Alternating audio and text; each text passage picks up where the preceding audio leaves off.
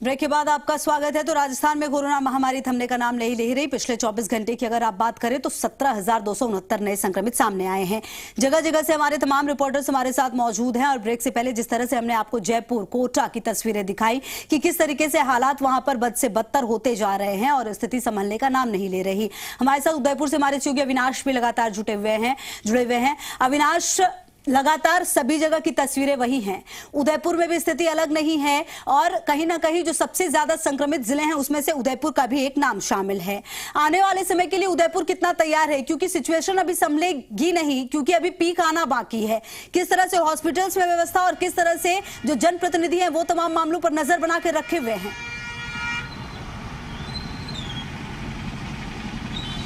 जी वो पहले मैं वो तस्वीर दिखाता हूँ जिसका कि जी राजस्थान की खबर का असर हुआ है और उसके बाद आपके सवालों का जवाब दूंगा।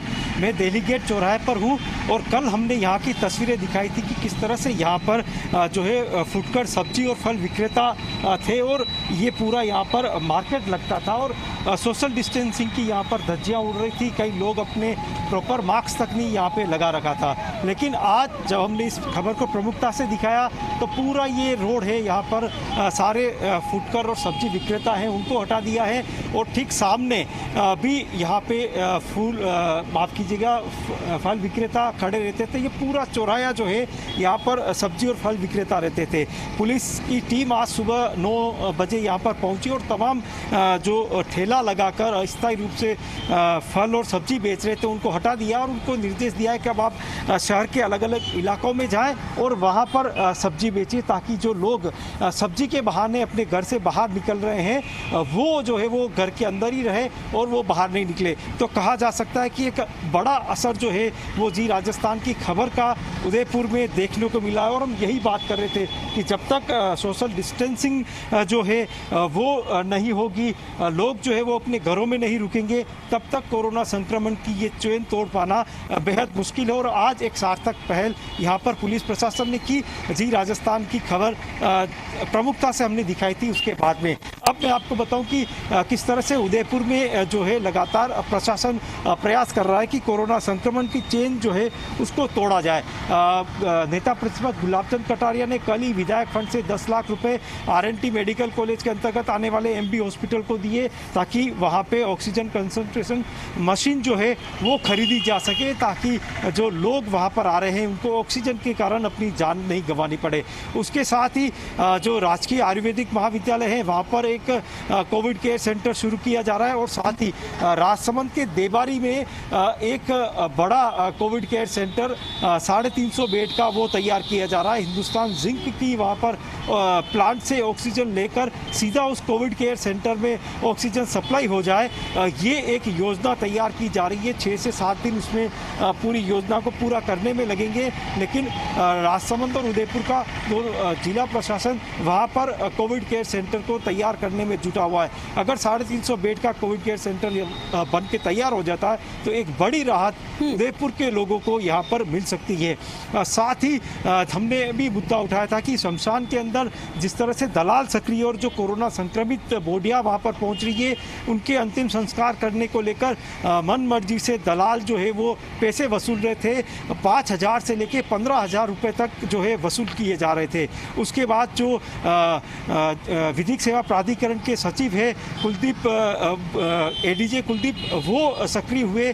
उन्होंने कल जो है जो वहाँ पर अंतिम संस्कार के लिए लोग पहुँच रहे थे उनमें शामिल होकर एक स्ट्रिंग किया कि किस तरह से यहाँ पर जो कोरोना संक्रमित बॉडियाँ आ रही है उनके अंतिम संस्कार को लेकर जो दलाल है वो सक्रिय और किस तरह से अवैध वसूली कर रहे हैं। उन्होंने लेके तमाम जो वहाँ पे स्ट्रिंग किया और उसके बाद SP डॉक्टर राजीव प्रचार और नगर निगम कमिश्नर को वो रिपोर्ट भेजी और उसके बाद नगर निगम हरकत में आया। निगम ने तमाम शमशान पर अपने कर्मचारियों को नियुक्त किया है, ताकि जो इस महामारी के कारण एक तो परिजन पहले इलाज के लिए परेशान होते और फिर अपने को बचा नहीं पाते। कहीं ना कहीं यही होना भी चाहिए, क्योंकि देखिए इससे ज्यादा बुरी बात कुछ नहीं हो सकती कि जिसने अपनों को खोया है वहां शमशान में पहुंचकर भी इस तरह की दिक्कतों का सामना करना पड़े। लगातार बने रहिए आप भी अविनाश।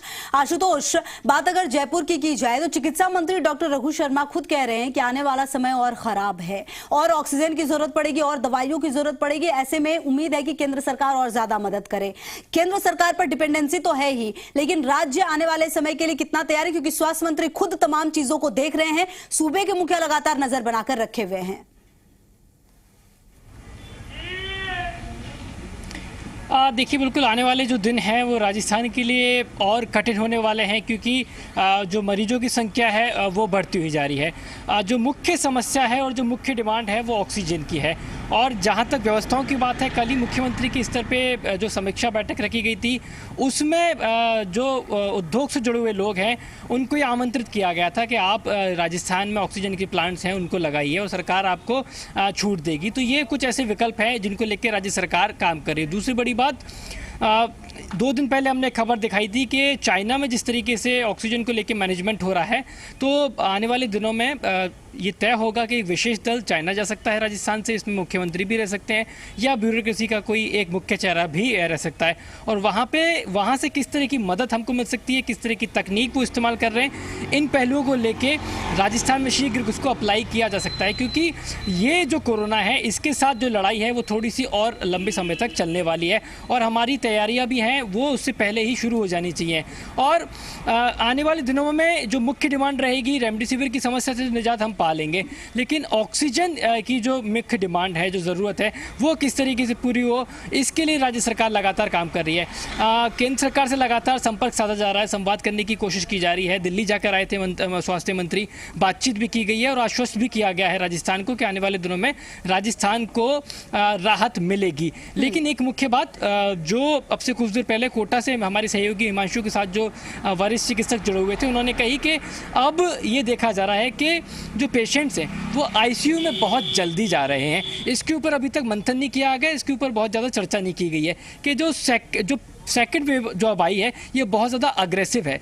फर्स्ट वेव की बात करते हैं, पहली लहर की कोरोना की बात करते हैं राजस्थान में, वो प्रोग्रेसिव वे की थी, यानी कि विकास उसके अंदर हो रहा था। लेकिन अब ये आक्रामक हो चुकी है, पूरी तरीके से अग्रेसिव वे में है, यानी कि अब बहुत जल्दी पेशेंट आईसीयू में जा रहा है। तो जो पेशेंट सबसे पहले अस्पताल में पहुंच रहा है पैनिक की स्थिति में या ऑक्सीजन की कमी की स्थिति में, वहां पे एक फिल्टर करना बहुत ज़्यादा ज़रूरी है। और इसलिए ज़रूरी है कि अस्पताल में चिकित्सकों की संख्या बढ़ाई जाए, एक्सपर्ट की संख्या बढ़ाई जाए, कि उस पेशेंट का पता लग सके कि अगर इस पेशेंट को इस समय रेमडेसिविर या दूसरी जो ज़रूरी दवाइयाँ इंजेक्शन से दिए गए तो वो उसको आईसीयू में जाने से आप बचा सकते हैं। और जो गंभीर हालत में मरीज है उसको वाकई में जिसको आईसीयू की जरूरत है उसको ये बात आप बिल्कुल सही कह रहे हैं कि जो ये फिल्टर करने की जरूरत है और जो मैनेजमेंट खास करके जो आप कह रहे हैं वो बहुत ज्यादा जरूरी है। हिमांशु के पास ही चल लेते हैं। हिमांशु, जिस तरह की बात देखिए, जो आपके साथ एक्सपर्ट डॉक्टर थे वो कह रहे थे, अभी जो हमारे सहयोगी जयपुर से लगातार जुड़े हुए हमारे साथ आशुतोष, वो भी कह रहे हैं मैनेजमेंट बहुत ज्यादा जरूरी है,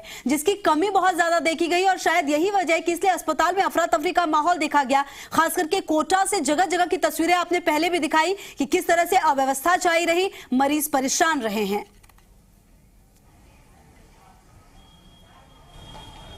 बिल्कुल, देखिए जो एक्सपर्ट्स मेरे साथ में इस वक्त जुड़े हैं, डॉक्टर सुधीर उपाध्याय, निश्चित तौर पर कहा जा सकता है ये सवाल का जो बेहतर जवाब है वो डॉक्टर साहब के जरिए ही हम लें।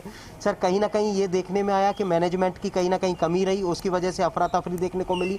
कई पेशेंट्स ऐसे थे जो इलाज के अभाव में दम तोड़ते नजर आए। कोटा की ही बात कर लें तो बीते 3 दिन के अगर मैं आंकड़े बताऊं तो आपने खुद ने देखा है कि ऑक्सीजन के अभाव में एक रात में 3 मरीजों ने दम तोड़ा है। तो और कई मरीज ऐसे हैं जो अस्पताल के दरवाजे पर, अस्पताल की चौखट पर घंटों इंतजार करते रहे, इलाज नहीं मिल पाया। बिल्कुल, आपने हिमांशु जी सही कहा है, लेकिन मैनेजमेंट की मैं इसलिए भी बात करूंगा कि मैनेजमेंट की एक सीमा है। जैसे आपने देखा होगा कुछ साल पहले, याद हो, जिस जनकपुरी में अपन खड़े हुए हैं, एक दिन में 300 मिलीमीटर बरसात हो गई। तो क्या हम इतने संसाधन होते हुए, हमारे इतने मजबूत उस समय यही वाले मंत्री थे, तो हम क्या बचा पाए कि जनकपुरी वाड़ को, इतने नागरिक इतने जागरूक होते हुए? इसका मतलब ये है कि जो हमने सोचा था, हमारी सोचने की लिमिट से ऊपर चीज़ हो गई। जो चिकित्सा जगत ने सोचा, एडमिनिस्ट्रेशन ने सोचा, आप लोगों ने भी, आप पत्रकारिता में आपने नहीं सोचा होगा कि इतनी स्पीड से बढ़ेंगे। पूरे संसार में इतनी स्पीड से कहीं नहीं बढ़े। हम यही अनुमान था, हमारा अनुभव ये कह रहा था कि पिछले साल के हिसाब से हमारे पास संसाधन थे। सर लेकिन सरकार अपने स्तर पर प्रयास कर रही है, चिकित्सा मंत्री अपने स्तर पर जो बेस्ट जो एफर्ट्स हैं वो कर रहे हैं, लगातार इसको लेकर के राजस्थान गवर्नमेंट बेहतर काम कर रही है। लेकिन इन सब के बाद में अब जो वर्तमान हालात हैं वो क्या कहते हैं और अब आगे स्थिति क्या बनती दिखती है, इन सब के साथ में सबसे बड़ी बात ये कि हालात ना बिगड़े, इसको लेकर के जो लोग हैं उनको कुछ अवेयर करना चाहेंगे आप? एक मंत्र में दे रहा हूँ पूरे देश के लिए और पूरे राजस्थान के लिए, इस समय आप चिकित्सा कर्मी या चिकित्सक या अस्पताल की तरफ न देखें। हर नागरिक जो जागरूक है, समझदार है, पढ़ा लिखा है, वो एक चिकित्सा कर्मी है। और चिकित्सा कर्मी की पहचान नहीं है कि वो आला लगाए, इंजेक्शन लगाए, उसको जागरूकता होनी चाहिए चिकित्सा संबंधित। एक ही बीमारी है कोरोना, और कोरोना के चिकित्सक आप सब बन चुके हैं, सबको अनुभव हो चुका है, मीडिया का जमाना है, आपको सबको पता है। खांसी जुकाम हुआ उसको कोरोना मान लें और उसको अपने आइसोलेट कर दें, जो मैं पहले कह चुका हूं। ये सबसे बड़ा उपकार समाज के लिए होगा कि मेरे को अगर खांसी जुकाम है, मैं ईमानदारी से आइसोलेट हो जाऊं, अपनी जांच करा लूं और पूरा घर वो आइसोलेट हो जाए, और उस घर की जिम्मेदारी उस मोहल्ले की होगी, वार्ड पार्षद की होगी, मोहल्ले के जागरूक नागरिकों की होगी। अभी टीवी पे देख रहा था कि एक आदमी घर पे 200 जनों को खाना अपने घर से बना के पहुंचाना है। कल एक टीवी पर आ रहा था, एक चैनल पर, 200 जनों को घर पे खाना बना रहा है। तो हम क्यों नहीं घर घर का खाना, केवल इसीलिए कि जो मरीज घर पे है खांसी जुकाम का, वो घर से बाहर न निकले, वो हमारे भी हित में, उसके भी हित में, उसकी भोजन की व्यवस्था हम करें। सर एक बहुत अहम सवाल ये है कि ये देखने में आ रहा है जो पेशेंट सीवियरिटी की ओर जा रहे हैं, वो कहाँ नेग्लिजेंसी रहती है कि वो इतने सीवियर हो जाते हैं कि उन्हें वेंटिलेटर तक जाना पड़ जाता है, उन्हें ऑक्सीजन तक जाना पड़ जाता है, उन्हें रेमडेसिविर इंजेक्शन तक जाना पड़ जाता है। ऐसी नौबत ही नहीं है। प्रिकॉशनली अगर कुछ ऐसा आप टिप्स दें। मैं पहले कह चुका हूँ, पहले दिन खांसी जुकाम बुखार, जरा भी सांस भर रही है, तेज बुखार है, HRCT कराइए। सरकार फ्री कराए, चाहे प्राइवेट में हो, चाहे सस्ते में हो, चाहे हम चंदा करके कराएं। गरीब से गरीब मरीज की HRCT पहले दूसरे दिन ही हो जाए, और उसके आधार पे स्टेरॉयड लगा दिया जाए। कोई डर नहीं है, पहले दूसरे शॉट के अंदर आप उसकी जांच बाद में कराते रहिए। स्टेरॉयड अगर उसके लग गया, हेपेरिन उसके लग गई, तो ये गारंटी है अस्पताल में भर्ती की नौबत नहीं आएगी। 68 वाले, 60 वाले, उसके बाद में भी हमने स्टेरॉयड लगाई है, घर पे ऑक्सीजन सिलेंडर लगा रहे हैं और वो ठीक हो रहा है। जितने अस्पताल में मरीज भर्ती हैं, मैं मानता हूं कि जो हम जैसे घर पे देख रहे हैं मरीज, या जो व्यवस्था नहीं हो पा रही है, उससे ज़्यादा ऑक्सीजन सिलेंडर घर पे लग रहे हैं और वो मरीज ठीक हो रहे हैं। स्टेरॉयड लगा दें, स्टेरॉयड नंबर 1, नंबर 2 हेपेरिन, और तुरंत HRCT कराएं। सर ये जो पॉजिटिव रेट बढ़ रही है और रिकवरी रेट घट रही है, ये कितना चिंता का सबब है फिलहाल मौजूद हालात? ये गणितज्ञ है, ये गणित का मामला है। अभी इसलिए रिकवरी रेट घट रही है अपनी कि केस ज़्यादा आ रहे हैं। आज जो 15 दिन 14 दिन बाद मानते हैं हम कि वो ठीक हो रहा है, 14 दिन पहले कम केस आ रहे थे, अभी ज़्यादा आ रहे हैं। जिस दिन केस आना कम हो जाएंगे तो पुराने 1000 आ रहे थे, हम जब 500 आने लग जाएंगे तो 1000 ठीक होते, रिकवरी रेट बढ़ जाएगी। ये गणित का मामला है। मामला ये है कि मर कितने रहे। एक डेथ भी बहुत इंपॉर्टेंट है। ये डेथ रेशो भी नहीं देखे हमने। 5000 मरीज पॉजिटिव हैं, उसमें से हमारे 100 मर गए। 5000 नहीं है पॉजिटिव, तो 50,000 हो सकते हैं। एसिम्प्टोमेटिक कहाँ गिनेंगे हम? तो रेट अभी भी हमारी विश्व में सबसे कम है, लेकिन वो भी क्यों मरे? तो पहला काम स्टेरॉयड घर पे ही लगा दें, इसका इंतजार न करें। रेमडेसिविर की जरूरत नहीं पड़ेगी, ऑक्सीजन की जरूरत नहीं पड़ेगी, और रेमडेसिविर सिद्ध हो चुका है। सर एक बात और इम्पोर्टेंट बात, ये रेमडेसिविर को लेकर के लोगों के अंदर बहुत सारी भ्रांतियां हैं, इस पर चर्चा बहुत जरूरी है, क्योंकि लोगों को लगता है कि रेमडेसिविर, वो कोविड पॉजिटिव हुए, उन्हें थोड़ी भी दिक्कत है, बस रेमडेसिविर इंजेक्शन मिल जाए, चाहे किसी भी तरह से मिल जाए, चाहे किसी शख्स को ब्लैक में क्यों ना लेना पड़े लोग। लेकिन लोगों के मन के अंदर रेमडेसिविर को लेकर के जो वहम है, उसके बारे में आप बताएं। रेमडेसिविर कभी जान नहीं बचाती, सिद्ध हो चुका है पूरे संसार में। मेरे मन से नहीं कह रहा, लिटरेचर उठा के देख लें। अभी तक ये सिद्ध हुआ है कि रेमडेसिविर 2 दिन आपकी अस्पताल की ड्यूरेशन कम करती है, डेथ रेट में कोई कमी नहीं करती, प्लाज्मा थेरेपी भी कोई कमी नहीं करती। बार बार 10 बार आप जब भी पूछोगे मैं एक ही बात करूंगा, स्टेरॉयड और हेपेरिन 2, तीसरे नंबर पे घर पर ही ऑक्सीजन को लेकर के जो लोगों के मन में बहम है, उसके बारे में बता दें। बिल्कुल नहीं, आप रेमडेसिविर के पीछे नहीं भागे, और रेमडेसिविर के बाद जो डेथ हो रही है उसको देखें। आप 20,000 50,000 रुपए में अगर इतने पैसे आपने रेमडेसिविर में खर्च किया, ऑक्सीजन कंसंट्रेटर आ जाता, आपके काम आता, बाद में आपके मोहल्ले में काम आता। रेमडेसिविर में पैसा न लगाएं, ऑक्सीजन कंसंट्रेटर, आपका ऑक्सीजन नापने का यंत्र, जो पल्स ऑक्सीमीटर कहते हैं, वो सरकार व्यवस्था कर ले, हम कर लें। बिल्कुल। यही चलिए, आज का बहुत की है, महत्वपूर्ण बातें यही कही जा रही हैं आज का डॉक्टर्स की मंत्र तरफ है। से। और Self देखिए, कहीं ना कहीं isolation। सिचुएशन सभी जगह बहुत खराब है। उम्मीद यही है कि जहां जहां पर सिचुएशन खराब है, सरकार वापस उस पर ध्यान दे। चलिए, आप सभी का बहुत बहुत शुक्रिया। त्रिभुवन भी हमारे साथ जुड़े हुए थे, उदयपुर से भी हमारे सहयोगी अविनाश थे और साथ ही हिमांशु भी हमारे साथ थे। बहुत बहुत शुक्रिया आप सभी का।